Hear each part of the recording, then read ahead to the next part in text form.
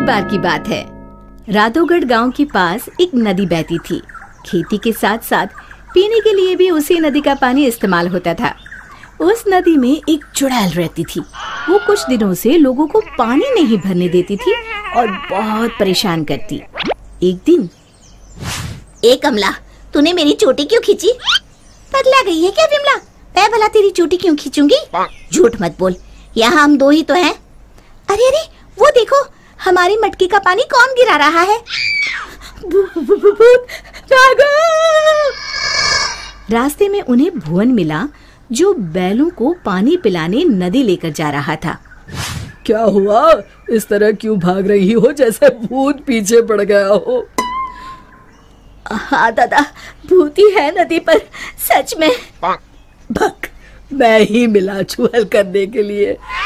दरन हो गई जिनैया मैं कैसी करूं। अरे क्या हुआ, ये बैल पानी क्यों नहीं पी रहे हैं?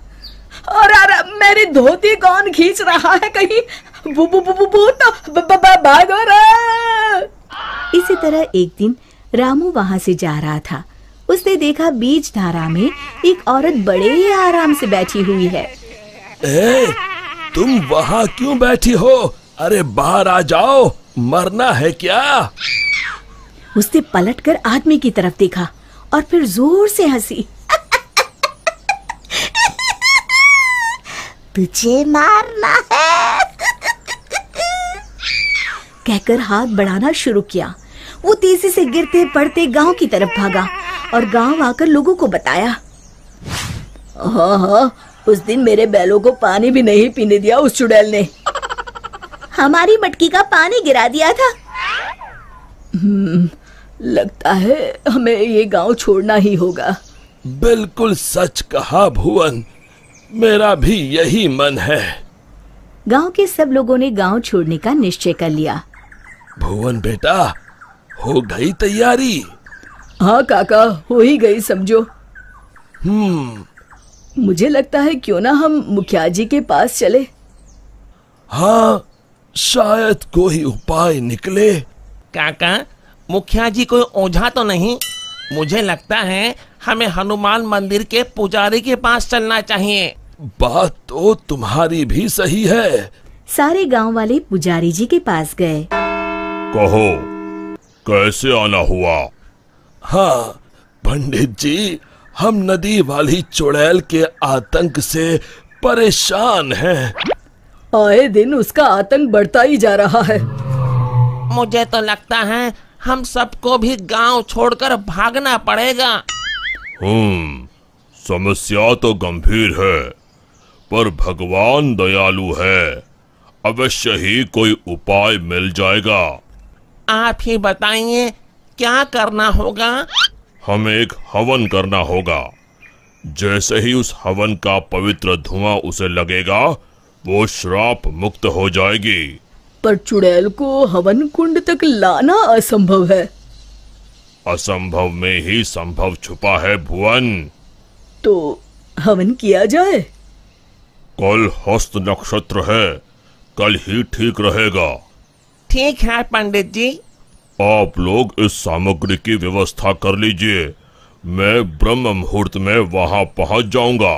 हम सब भी पहुंच जाएंगे। हवन कुंड तैयार है, मैं जल लेकर आता हूँ नदी से।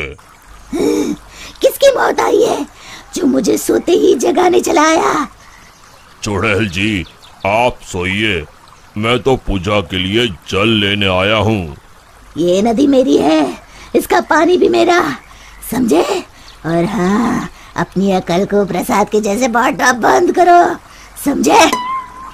पर क्यों चुड़ैल जी? क्योंकि मैंने ऐसे कहा। अब चुप, एकदम चुप। चुड़ैल जी, क्यों ना एक शर्त लगाई जाए। जो हारेगा उसे दूसरे की बात माननी पड़ेगी। बोलो, मंजूर है? तुम साधारण गांव वाले मुझ जैसी ताकतवर चुड़ैल से शर्त लगाओगे? चलो। चुड़ैल जी, पहले शर्त सुन तो लो।